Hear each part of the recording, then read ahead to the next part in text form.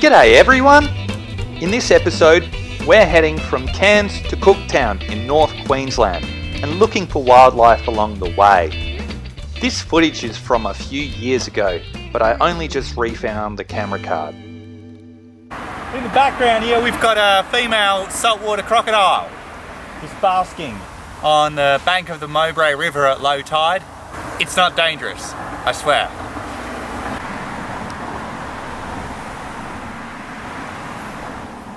Top stuff. The Mowbray River near Port Douglas is one of the best places to see crocodiles. In fact, they've now put a platform in since filming this.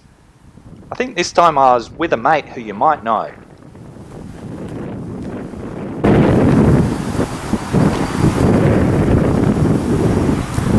Can I get a chuchi?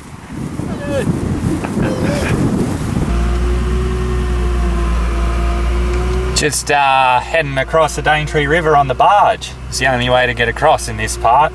And we're going to head up north through the Daintree rainforest all the way up to Cooktown. Top stuff.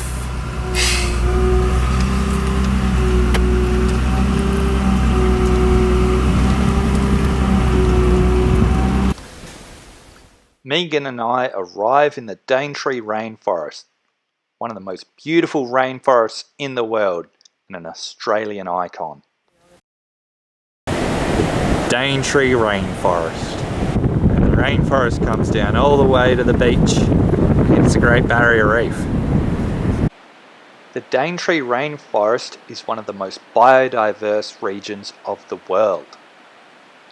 Here you'll find 65% of Australia's bat and butterfly species and 35% of its frog, marsupial and reptile species. In fact, in the rainforest you'll find more species of tree in 1 hectare than the entire of the United Kingdom. At a resort nearby, we find a pet jungle python getting some sunshine. So this is a jungle carpet python that seems to be bucking the trend and not wanting to go up the tree. Lovely looking one actually. Oh, it's gone for a drink. Beautiful jungle.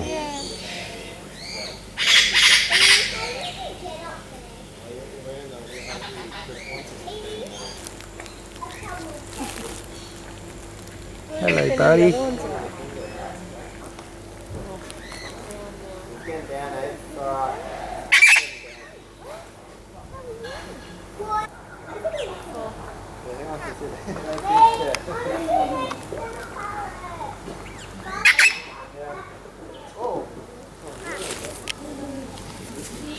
I don't know what his reaction times will be like.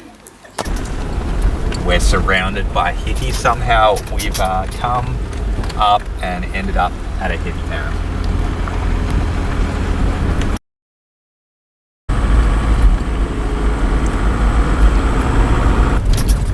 Bloody heavies.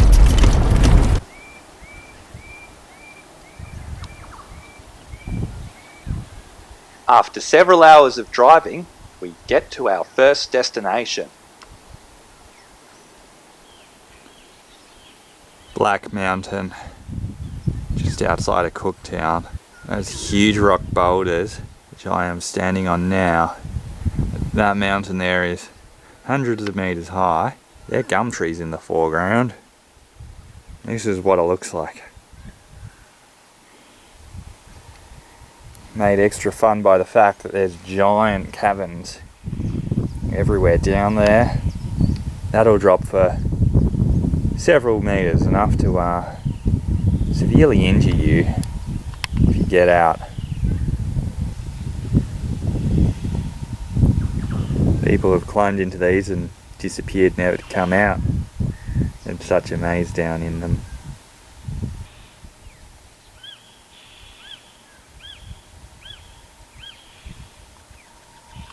And there's Meegan, she's terrified and not very happy. Sorry baby, I'll be back in a sec. So the plan was, We were going to climb that, but I don't think that's going to happen, seeing as we haven't even got to the foot of it through all these rocks. This habitat is very interesting, as there's a bunch of endemic species, including the black mountain gecko and the black mountain skink. There's a black mountain skink all the way down there.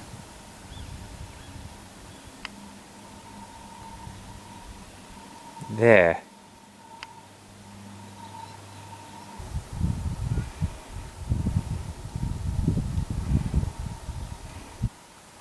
These unusual skinks are only found on the rocks at Black Mountain and are a monogeneric genus called Laburnus skincus, meaning there's no other species in their genus. This oviviparous species therefore only exists over 6 square kilometres. That's a tiny distribution range.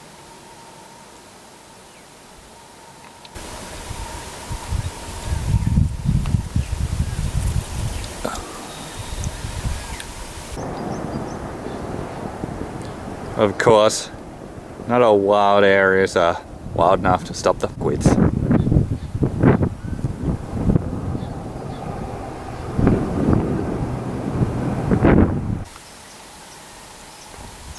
Oh, look at the bird on the funny little Where? tree. There's a beautiful rosella.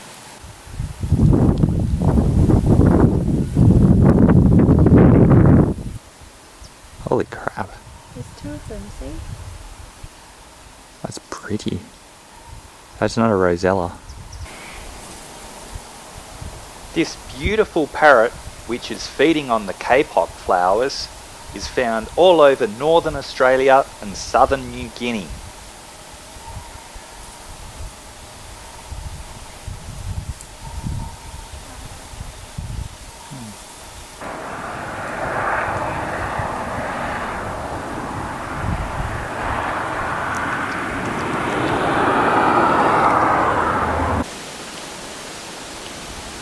Another lacy, way up a tree. These large arboreal monitors need no introduction, but they're found quite commonly in the warm weather in northern Australia. Alright. That's awesome. This is a little spotted python. Actually, it's not that little for a spotted python. We found it, he's just cruising around the base of Black Mountain at the moment. Now they're a member of the Antares genus. They feed on reptiles when they're young, and they progress to mammals and birds when they're older. Antares maculosa. Now closely related to the children's python, which you find all across northern Australia. So these are quite closely related to the Simpson's python, which you get just to the west of here. In the drier country, and we believe there's some interbreeding going on with them. It's sometimes in some areas difficult to tell what's a spotted python and what's a Stimson's, but this is clearly a spotted python right here. You can tell that by his scales and just his whole outlook. He's just out, it's early evening, he's just out getting the last bit of warmth. It's very early spring and he's going off for a hunt.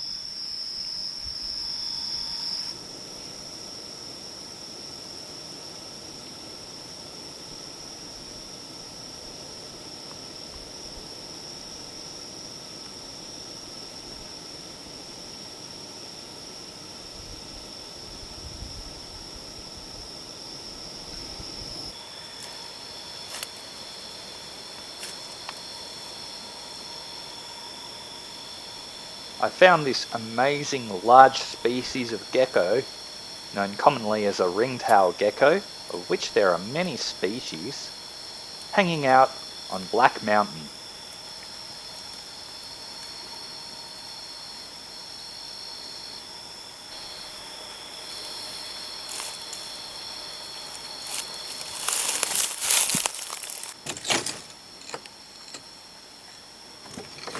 They say Not only are there ghosts here, but these rocks were piled up by ancient aliens, according to the History Channel.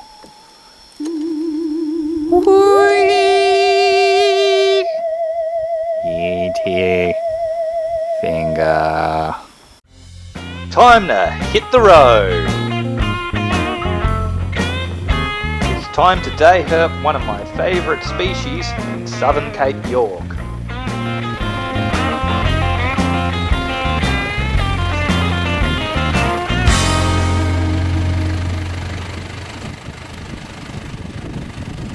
There's a car coming.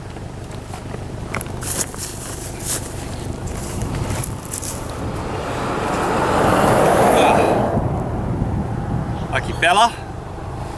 Just moved this blue-tongued skink off the road. Don't want him to get run over. These poor lizards get run over all the time. It's so big, I think it's a northern. I'm not always sure where the northerns and easterns start here. Actually, it could be an eastern. It's a really big blue tongue, really big one. Anyway, we'll just move him over here and let him go on his way.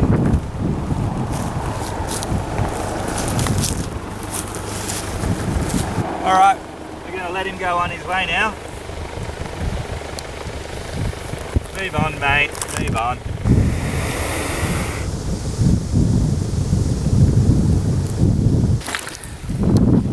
First eastern blue tongue, Megan. Yeah. Look how lazy their back legs are. Yeah. Here we are at Dead Lady Crossing. There's a dead body just found in there. Top stuff. The sights you see in Australia. Absolutely amazing bush.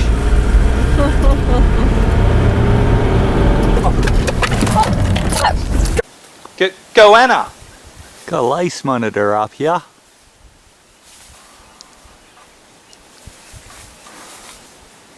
Coming in these parts. Coming on the east coast. Arboreal goanna.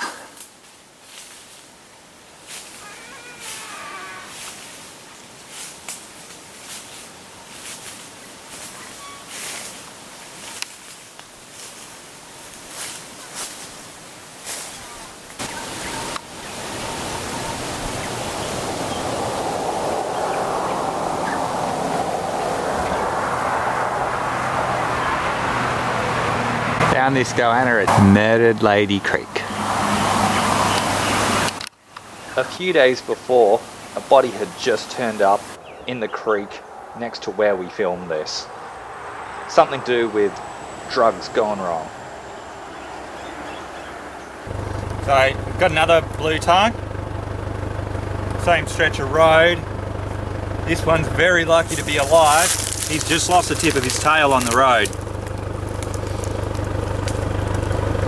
And I thought he was having eye problems, but I've had a good look, he's not.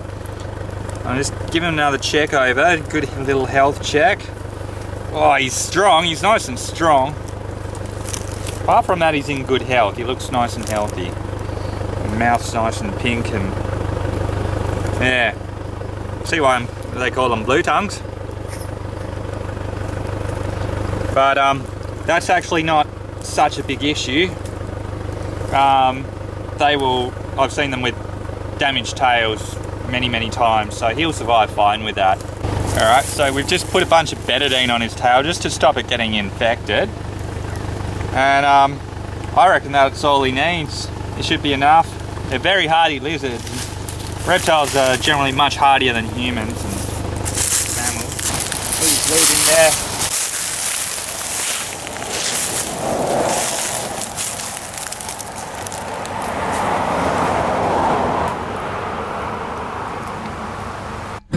And as the sun sets over the beautiful Endeavour River in Cooktown, our trip comes to an end, and it's time for you to press the like and subscribe button.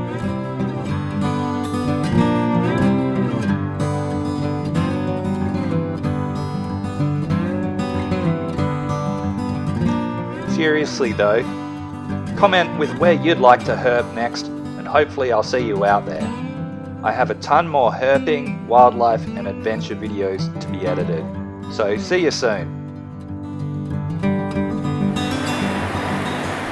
Daintree, Daintree.